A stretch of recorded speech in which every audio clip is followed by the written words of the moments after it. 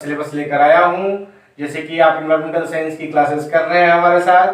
Environmental science में ये मेरी गारंटी के साथ मैं बताता हूँ आपको कि भाई आपको मैं जो पढ़ा दूंगा उनमें से क्वेश्चन आपके गलत नहीं हो सकते हैं। ये हमारी गारंटी, रटने की कोई आवश्यकता नहीं है। एक बार देखना है और नोट्स बना लेना है, बस इतना आपको करना है। बाकी इसकी गारंटी होगी कि इन्वायरमेंटल साइंस के क्वेश्चन कभी आपसे गलत नहीं होंगे।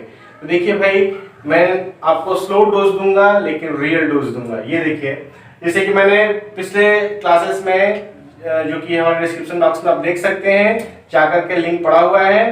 पिछले क्लासेस में हमने पढ़ा था कि कैसे जो इकोसिस्टम है उसके क्या टाइप है और उसके क्या स्ट्रक्चर्स हैं।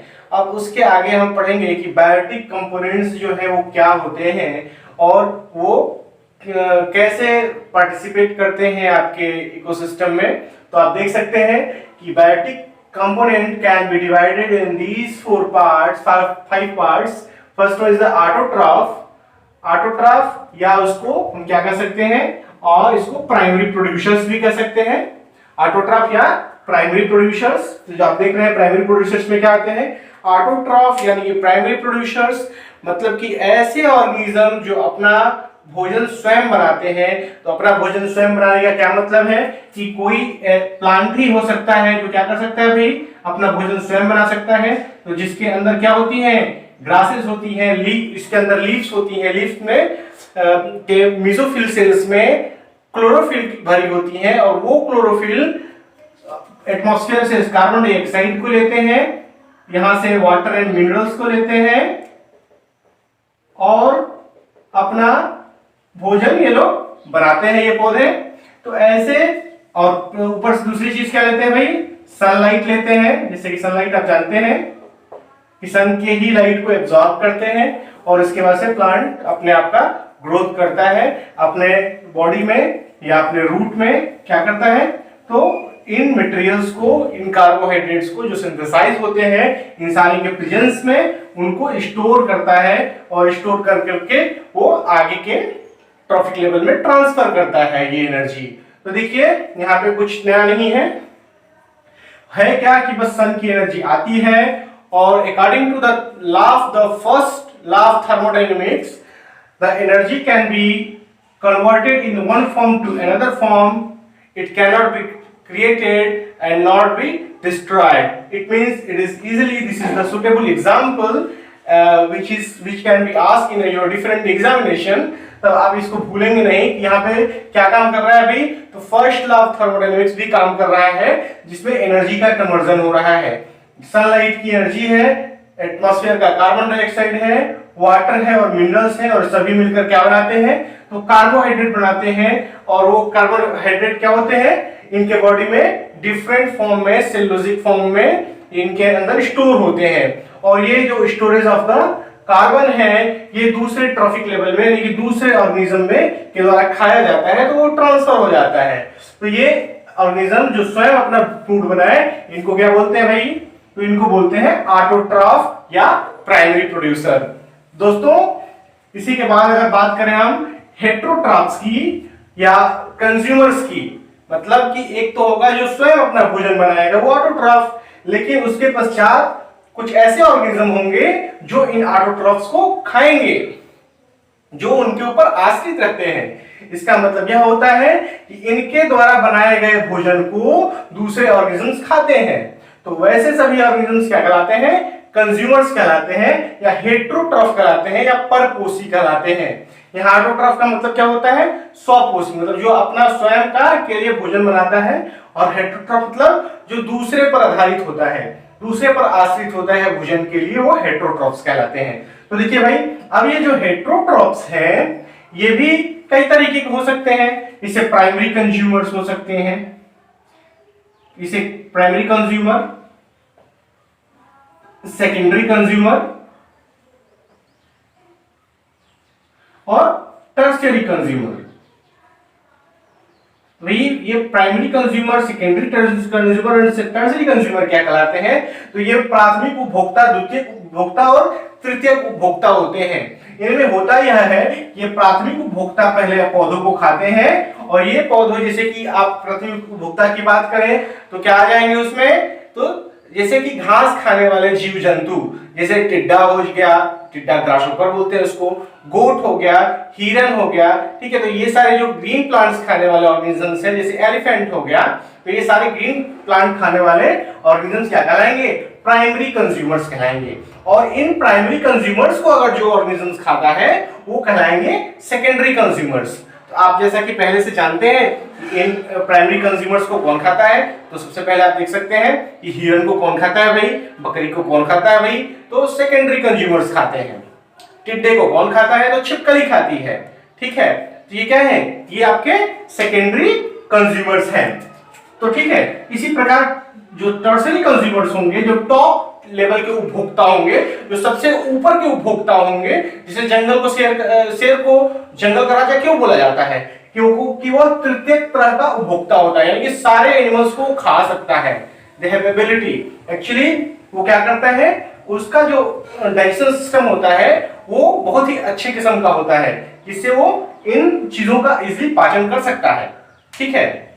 तो जैसे जैसे आप कंज्यूमर लेवल में आगे बढ़ते जाएंगे, primary consumer, secondary consumer, tertiary consumer, वैसे वैसे बॉडी के सेल ऑर्गेनाइजेशंस काफी एडवांस टाइप के होने लगेंगे, क्योंकि उनको पाचन करना है आगे और बढ़िया पाचन करना है, इसलिए उसको पचाना भी तो मुश्किल होता है। जितना सेलुलोज है इजीली पच जाएगा, सेलुलोज का इसमें जो ग्रीन प्लांट्स में जो भी व्हाटएवर कार्बोहाइड्रेट है उसको पचाना आसान है in compare to the flesh, ठीक है। तो आप फ्लैश ऑफ द मांस, ठीक है। तो इसका मतलब आप क्या समझ रहे हैं कि जैसे जैसे ऑर्गेनिज्म का कंज्यूमर लेवल बढ़ता जाएगा, उनका बॉडी ऑर्गेनाइजेशन और ही जटिल होता जाएगा। तो देखिए दोस्तों, तो ये प्राइमरी टर्सरी आपको समझ में आ गया, प्राइमरी टू टर्सरी। अगली बात करें हम लोग ऑक्सोट्रॉफ्स की। तो ऑक्सोट्रॉफ एक ऐसी कंडीशंस होती है, ऑक्सोट्रॉफ के कंडीशंस में होता है, तो भाई ऑक्सोट्रॉफ आपको बताया मैंने, जैसे कि अकॉर्डिंग टू रोडे 1955, ऑक्सोट्रॉफ का मतलब यह होता है कि कुछ ऐसे फाइटोप्लैंक्टन्स होते हैं जो क्या करते हैं भाई, अब इंटरमीडिएट टाइप के होते हैं। कुछ समय वो भोजन बनाते हैं और कुछ समय वो भोजन दूसरे से ग्रहण करते हैं, यानी कि ये एक बीच की कड़ी है, ठीक है, किसकी, ऑटोट्रॉफ की और हेटेरोट्रॉफ के बीच की कड़ी है। तो कैसे, तो auxotroph it means those organism or phytoplanktons which found the intermediate type of the conditions which in between the autotroph and heterotroph। इसका मतलब यह होता है कि ये फाइटोप्लैंक्टन्स जो है सनी डेज में, जैसे कि सन जब निकला हुआ है तब क्या होगा, वो अपना भोजन स्वयं बनाएंगे, लेकिन ऐसे डार्क कंडीशन में, जैसे पोलर रीजन्स में, चाहे बहुत ऐसे रीजन होते हैं जहां लंबे समय तक विंटर कंडीशन होती है, तो वैसे कंडीशंस में क्या होते हैं कि सनलाइट तो मिलता नहीं है, तो वैसे कंडीशंस में ये फाइटोप्लैंक्टन्स वाटर में डिसॉल्व ऑर्गेनिक मटेरियल को अपटेक करते हैं और उससे अपना फूड का काम चलाते हैं, ठीक है। तो आप जानते हैं कि भाई जो वाटर होगा उसमें कुछ ऑर्गेनिक मटेरियल होंगे, ठीक है, डिसॉल्व फॉर्म में होंगे, उनको वो अपटेक करते हैं। तो ऐसे जो कि बीच के इंटरमीडिएट टाइप के हैं उनको ऑक्सोट्रॉफ्स कहते हैं। ये कई बार एग्जाम्स में पूछ लिए जाते हैं, ये यूपीएससी के एग्जाम्स के लिए और नेट के एग्जाम के लिए बहुत ही इंपॉर्टेंट प्रश्न है, बनाए जा सकते हैं यहाँ से। तो चलिए भाई आगे पढ़ते हैं, decomposers. What is the decomposers? तो देखिए भाई, डिकम्पोजर्स ऐसे ऑर्गेनिजम्स हैं जो सड़े गले मरे चीजों को क्या करें, डिकम्पोज करें। आप घरों में अब क्या करते हैं, ऑर्गेनिक मटेरियल, यानी कि आप घर से ढेर सारे छिलके निकलते हैं, सब्जियां निकलती है, आप फेंक देते हैं, चाहे जो भी सड़े गए वो जीव जंतु मर भी जाते हैं। तो वैसे में होता क्या है कि कुछ माइक्रो ऑर्गेनिजम्स या फंगस या दूसरे कुछ ऐसे ऑर्गेनिजम्स, इस तरह के माइक्रो ऑर्गेनिजम्स, उनको डिकम्पोज करने का कार्य करते हैं। डिकम्पोज कैसे करते हैं भाई, तो वो अपने बॉडी से कुछ certain type of enzymes release करते हैं जो कि particular dead cells, dead organic matter को डिकम्पोज करने का काम करते हैं, उनको ब्रेकडाउन सिंपलेस्ट फॉर्म में लाने का काम करते हैं, और फिर उसको क्या करते हैं भाई, फिर उसको स्वाप्शन के थ्रू अपने बॉडी में डिसॉल्व फॉर्म में इंटेक कर लेते हैं। तो ऐसे ऑर्गेनिजम्स डिकम्पोजर्स की श्रेणी में आते हैं, ठीक है। और वैसे ही अगर बात करें हम तो ये जो डिकम्पोजर्स हैं ये विभिन्न तरीके के हो सकते हैं, जैसे कि आपने सुना होगा कभी कभी स्क्वेंचिंग, तो ये decomposers sometimes called as the scavengers.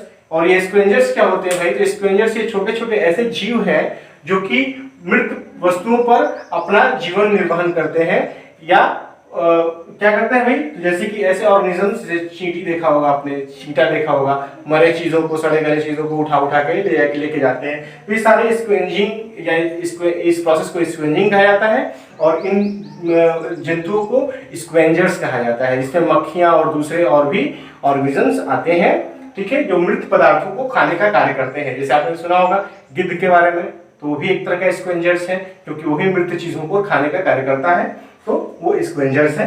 चलिए भाई बात करते हैं अब यही जो आपके डिकम्पोजर्स हैं वो एक तरह के माइक्रो कंज्यूमर्स भी कहलाते हैं। क्यों माइक्रो कंज्यूमर्स? क्योंकि ये माइक्रो ऑर्डर के साइज के होते हैं, ये छोटे छोटे जीव जंतु होते हैं जो कि डिकम्पोजिशन करते हैं, मतलब कि डेड ऑर्गेनिज्म को एक एक्स्ट्रा सेलुलर एंजाइम रिलीज करते हैं अपने बॉडी से। ऐसे माइक्रो ऑर्गेनिजम्स जो कि जो मृत वस्तुएं हैं उनके ऊपर क्या करते हैं, सपोज ये कोई सड़ा गला पदार्थ गिर गया तो उसके ऊपर क्या हो जाएगा भाई?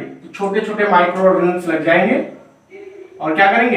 ये माइक्रो ऑर्गेनिजम्स अपने बॉडी से एक तरह का क्या प्रोड्यूस करेंगे? ये सपोज एक सेल है, कैसा सेल है? तो बैक्टीरिया है और इस बैक्टीरिया से एक तरह का एंजाइम सीक्रेट होगा और वो एंजाइम क्या करेगा? इसको ब्रेक डाउन करने का कार्य करेगा ऑर्गेनिक मैटर को, और ब्रेक डाउन करने के बाद जब ये सिंपलेस्ट फॉर्म में ऑर्गेनिक मैटर आ जाएंगे तब इनको क्या कर देगा? सॉर्प्शन के थ्रू अपने अंदर ले लेगा और इसके थ्रू ये अपने एनर्जी का फुलफिलमेंट करेगा।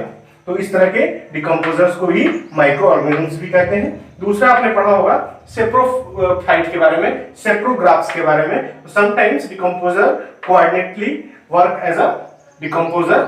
एक्चुअली होता यह है कि ऐसे ऑर्गेनिजम्स, सड़े गले जो वस्तुओं पर ही जीवित रहते हैं, ऐसे ऑर्गेनिजम्स सेप्रोफाइट्स भी कहलाते हैं और इस तरह के प्रक्रिया को सेप्रोग्राफ्स भी बोलते हैं। तो ठीक है भाई, तो इस तरह डिकम्पोजर खत्म हुआ। अब की बात करें अनवांटेड पैथोजेंस। तो जैसे कि आप जानते होंगे कि ह्यूमन बॉडी में या किसी भी अदर ऑर्गेनिजम्स में या किसी भी दूसरे प्लांट्स में अलग अलग तरह के पैथोजेंस पाए जाते हैं, ठीक है। पैथोजेंस क्या होते हैं भाई? तो जो अपना भोजन स्वयं नहीं बनाते हैं, दूसरे के हक के भोजन को छीन के लेते हैं, यानी कि उनके ऊपर हैबिटाट भी, तो उनके ऊपर रहन सहन का कार्य भी करते हैं, उनके शरीर के ऊपर या उनके शरीर के अंदर। अगर शरीर के ऊपर रहते हैं तो क्या बोलते हैं? एक्सोपैरासाइट। अगर शरीर के अंदर रहता है तो एंडोपैरासाइट। जैसे आप बच्चों के पेट में क्या अक्सर स्कैरिस पड़ जाते हैं, या हालांकि टीनिया सोलियम और डिफरेंट तरह के और भी क्या है फ्लूइड फॉर्म्स हैं और ढेर सारे ऑर्गेनिजम्स हैं जो कि आपके स्टमक के अंदर भी पाए जाते हैं। जैसे इकोली बैक्टीरिया भी है, तरह का पैथोजेंस है। तो ठीक है, इस तरह एक्सोपैथोजेंस की अगर बात करें तो आप देखे होंगे कि गायों के ऊपर चाहे आपके सर में, आपके बाल में जू पाए जाते हैं, तो वो क्या है? तरह के एक्सोपैथोजेंस हैं। तो ये भी देखिए भाई, तो ये जो पैथोजेंस हैं वो क्या करते हैं? वो कहीं ना कहीं ये सब भी बायोटिक कंपोनेंट्स के पार्ट है। तो इस तरह से हमारा ये पूरा बायोटिक कंपोनेंट खत्म हुआ। हमने इसके पहले कक्षाओं में आपको बायोटिक फैक्टर्स के बारे में डिस्कशन किया होगा, इंटरेक्शन के बारे में डिस्कशन किया होगा। हो सकता है कि अगली क्लासेस में मैं फिर से बताने का प्रयास करूं इनको भी, लेकिन उसको जानने के लिए अच्छी प्रकार से आप हमारे इसी वीडियो के डिस्क्रिप्शन बॉक्स में जाकर के हमारे दूसरे वीडियोस को देखिए, जिससे आपको कंप्लीट नॉलेज हो सके। धन्यवाद भाइयों, धन्यवाद। जय श्री राम, जय हरि।